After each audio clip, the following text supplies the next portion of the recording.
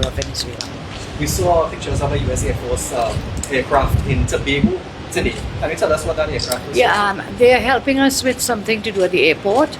They are helping us. They did a bit of roadway. The Marines are here. They're training with our people, and that's what it was about. It's not a military force as such. They are not here on the ground. We are not about to launch any campaign against Venezuela. I've made that very clear. Okay, what's good, everyone? It's Nigel here, Trinidad Empowerment Network. So let's dive into this one. We have a credibility issue in Trinidad and Tobago. We know this. This should come as no surprise to you, no news to you. But what happened in Tobago recently proves exactly that. This is a serious problem, Trinidad and Tobago, because first the government denied anything unusual was happening, and then the story changed. And now we have confirmation that the United States Marines had actively installed a high-capability radar system in Tobago. Tobago, yes, you are involved in this now. They've done so without transparency, without consultation, and without the public, most importantly, being told the truth. And when government shifts narratives under pressure, it's rarely done accidentally. So let's dissect all of this. And before I do so, I want you to like and subscribe to Trinidad Empowerment Network. So let's talk about the facts. Let's stick to the facts.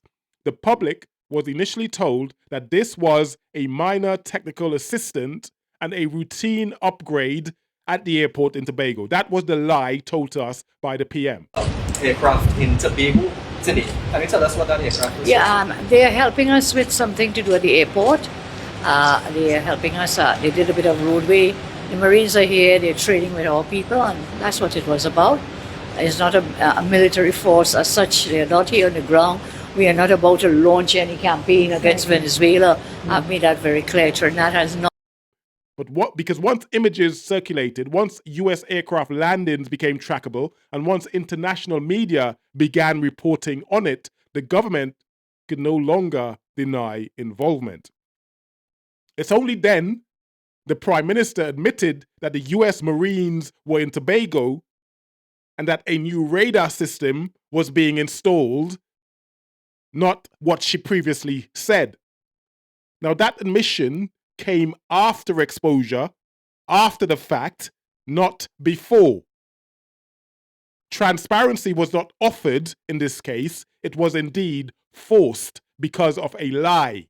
Now, the government now frames this as a tool for counter-narcotics operations and maritime monitoring, apparently.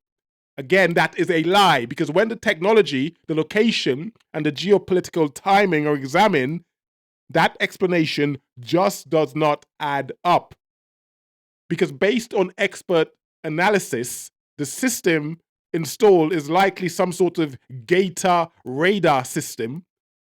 And this isn't an airport maintenance upgrade. This is essentially a military-grade multi-mission surveillance platform built to detect aircraft, drones, ballistic threats, missile system, precision-guided activity, long-range aerial movement. This is what this system is for. This is a type of radar system deployed in conflict zones like Iraq, Afghanistan, Ukraine, and Russia, not airports.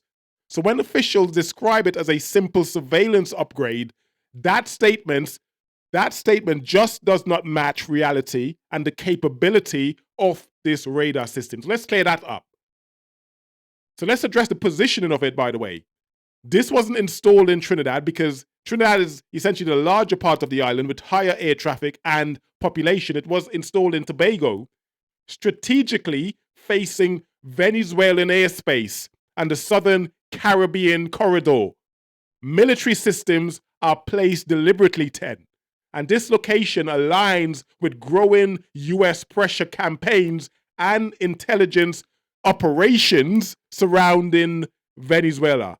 Not Caribbean tourism or local fishing vessels, as some would like to have you believe. This is not random, This is strategic. This is strategic.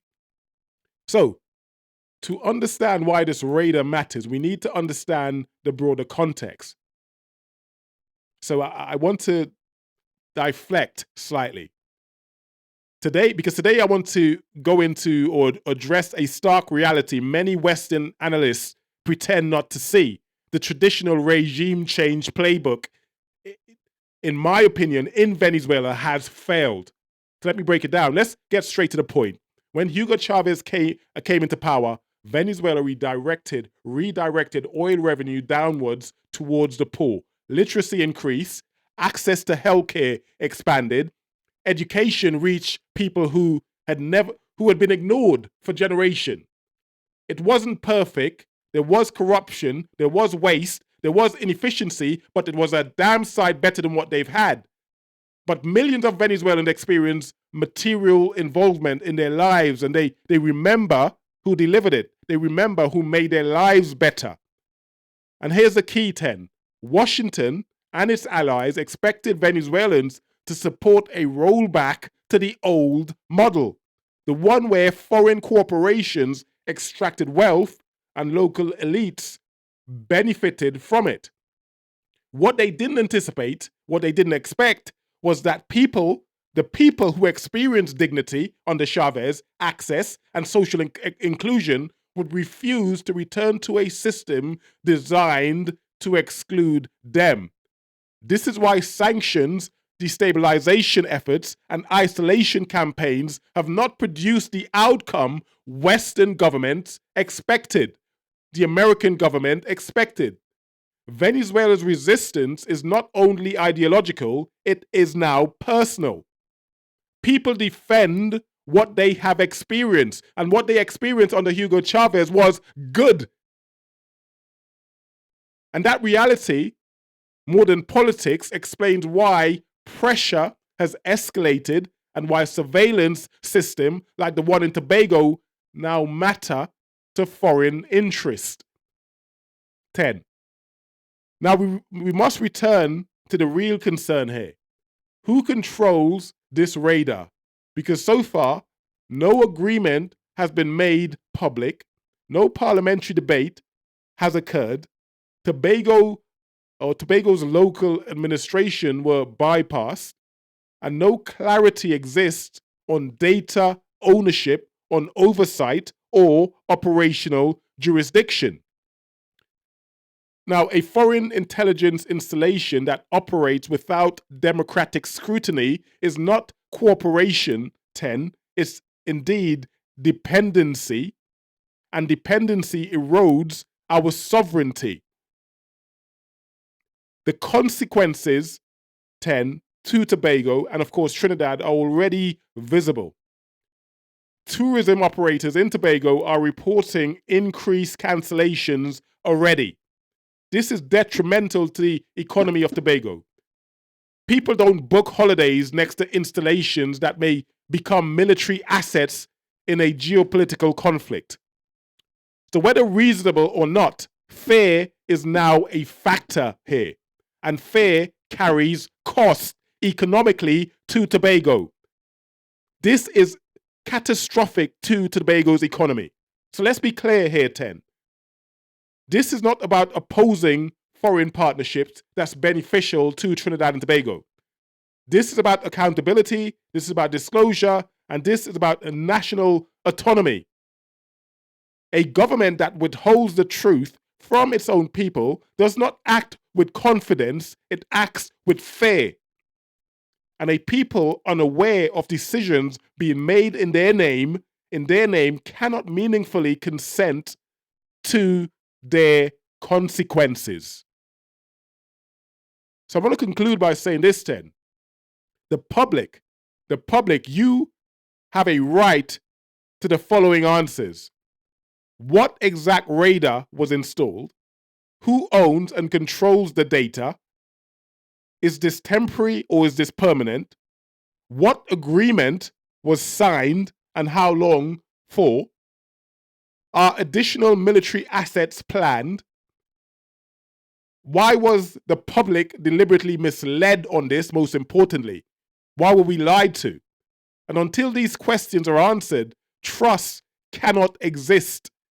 The government has a credibility issue. Venezuela, whether people agree with its model or not, they expose something uncomfortable for Western powers. When ordinary people experience real social benefit, regime change doesn't hold power anymore. And the Caribbean, including Trinidad and Tobago, is now part of that strategic chessboard on the wrong side, in my humble opinion. We are not pieces on a chessboard. We are a sovereign nation, and sovereignty requires transparency. So let me be clear. Let me say this clearly, 10. The first casualty of politics is the truth, but truth always resurfaces. And this time, the people of Trinidad and Tobago and Venezuela are watching. And that's how I'd like to end today's video. Please like and subscribe to Trinidad Empowerment Network. Let me know what you think. Let me know your thoughts, your comments. I'm going to keep my head to the ground, 10, and bring you the best information as I can, as I do here, as usual. Please stay locked in. Please subscribe. It helps massively. This is Trinidad Empowerment Network. This is 10. And I'll see you guys on my next video. Look after each other. God bless. Take care. Peace.